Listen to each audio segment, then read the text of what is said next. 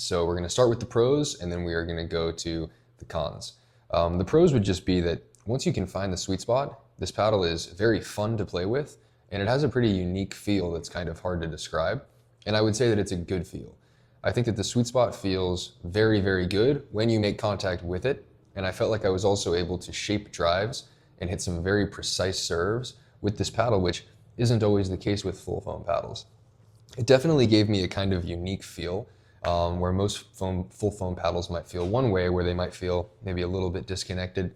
But I think Chris Olsen actually said the same thing in one of his podcasts. And trust me, I'm not one to try to copy Chris Olsen, but I will say that this paddle, he did say this, that this paddle has a feeling you can't necessarily describe. And I would say that that's right. It's a very unique paddle, but that only comes in the sweet spot. So the sweet spot is a bit isolated on this paddle. And if you make contact with the ball anywhere here or below, it's basically a no-go zone. So obviously you never want to make contact with a paddle here, but on some paddles, this area is better than others. And on this paddle, it's not great.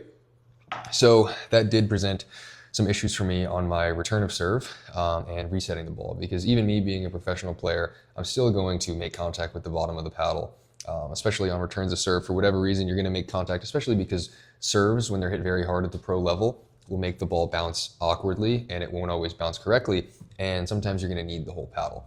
And I felt like this paddle had maybe a sweet spot similar to a Paddle Tech in terms of size. It wasn't going to be something where I felt super comfortable hitting the edge, and I also felt like I had a lot of vibration in my hand when I would hit this area of the paddle.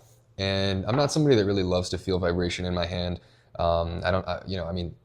You want to have some sort of feedback, but if you miss the center of the paddle, you don't necessarily want to feel like, your hand is vibrating so much that you feel bad about yourself. One of the good things about the YOLO Pro 4, I feel like, is when I make contact with the side of the paddle, it still feels like it's sort of soft, and it doesn't feel like I've made a massive mistake of missing the sweet spot. But this paddle does feel pretty harsh and unforgiving when you don't make contact with the sweet spot. So I think for some players that are used to powerful paddles, and some players that are, for example, you see Jay DeVilliers using this paddle, he's a top 10 player in the world. I think if you're somebody who feels like you can hit the sweet spot every time, if you're an advanced player, if you're a super aggressive player who's not necessarily concerned with resetting too much, this can be a paddle that you'll like a lot, because when you do find the sweet spot, it's very rewarding and very fun to play with. But I will say that it's not, just like I said, it's not that big, it's not a fantastic sweet spot. And so it's gonna be a difficult paddle to play with for a lot of people. And me personally, I felt like the Honolulu J6CR was more forgiving, and I also felt like the boomstick was significantly more forgiving on off-center hits. And people don't necessarily realize that about the boomstick. They talk about the boomstick and they say that the boomstick's just a rocket launcher of a paddle, but it also has a very big sweet spot.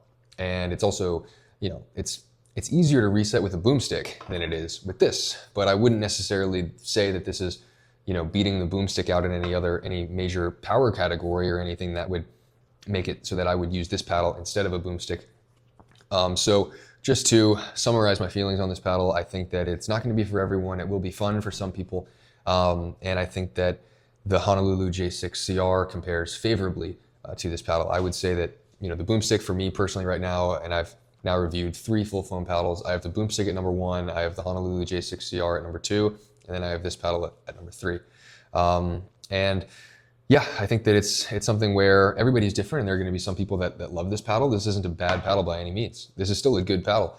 But when I was playtesting it side by side with the Honolulu J6CR, I felt like I was gravitating towards the J6CR, and I really couldn't put that one down in comparison to this. But I still think, for me personally, and this is just my personal opinion, everybody's different, that the Selkirk boomstick is still, out of those 3, if I had to go win a match right now and I couldn't use an RPM, I would use a Selkirk boomstick out of these 3 paddles.